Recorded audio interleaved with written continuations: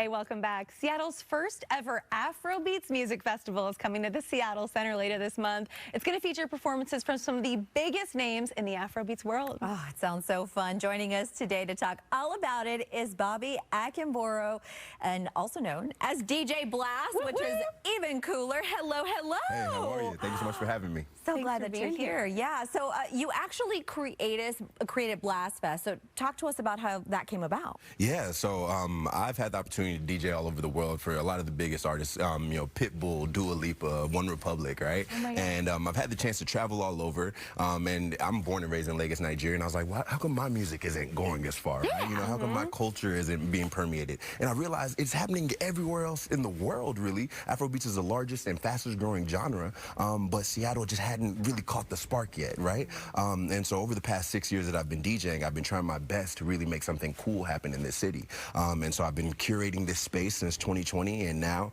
we're at a point where we're bringing it to real life, you know, and the Space Needle was gracious enough to let us bring something of this caliber there. That's incredible. Wait, before we go any further about this, what was it like working with Dua Lipa? Was she as cool as you would expect? Of course she is. He has to say Yeah. There's no other option. Yeah, I had the opportunity to DJ for her at Climate Pledge Arena. That's Beautiful. amazing. Beautiful. Right here. For people who aren't familiar with Afrobeats, tell us a little bit about it. So Afrobeats is a genre that originates from West Africa, but it's spread everywhere. I think a lot of people are super familiar with reggae, right? And reggae is a derivative of the Afrobeat sound.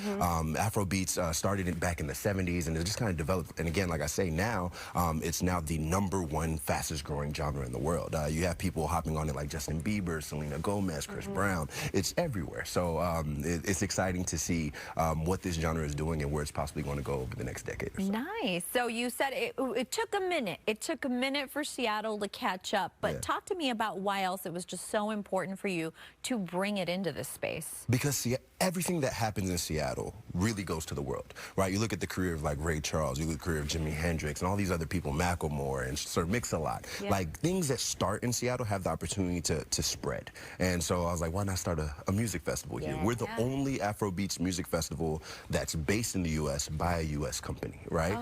So we have the opportunity to create something in this hemisphere that hasn't been done before. And I'm really, really excited to be the pioneer of that. Breaking ground here. Exactly. Tell us a little bit about the artists that people can check out there. So the artist, a.k.a. is Rolling Stone's #1 artist to look out for the next decade. He is the headliner of the festival. We have Tiwa Savage. She performed at the King's Coronation in the UK. We have Ira Star. She's the princess of Afrobeats. Vocalistic is coming from Southern Africa. You know, we have Manny Wells based out of LA. We have people all over coming. We have some Seattle performers as well. You know, we really want to give an opportunity for local artists to have a spotlight. It's going to be an amazing day of amazing music, amazing food, amazing art, and just have an opportunity to see an amazing culture on display. Nice. All right, tell us who is invited to attend. Everybody. All of Seattle, all of Washington. We saw some tickets come in last week from Paris, some tickets coming from Brussels.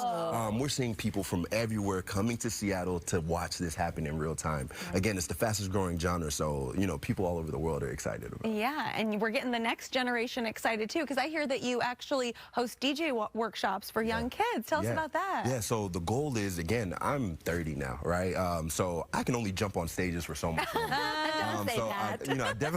I definitely want to give the next generation the opportunity to start to learn this craft, right? While I'm still in a mental state to be able to pour as much as possible into them. So we hosted a class in association with Lululemon and BECU and Marshall Headphones to really get kids excited about DJing and show them what this genre can be about. Oh, beautiful. Okay, so I have to ask you, whether it's DJing or really the entertainment industry in any facet, it can be so difficult to get into it, to break in, and then to do something as wonderful as you're doing.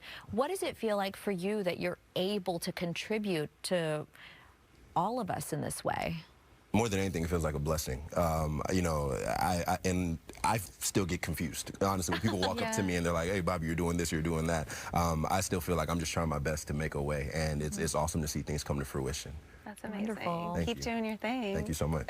Oh, we so appreciate you visiting with us. So, DJ Blast, thank you. Thank you. And keep doing your thing. You are amazing. Okay, we posted more info on our website, fox13seattle.com/studio13live. It feels like this is definitely something you don't want to miss. Absolutely. So cool. Starts in Seattle and continues to the rest of the world. Yeah.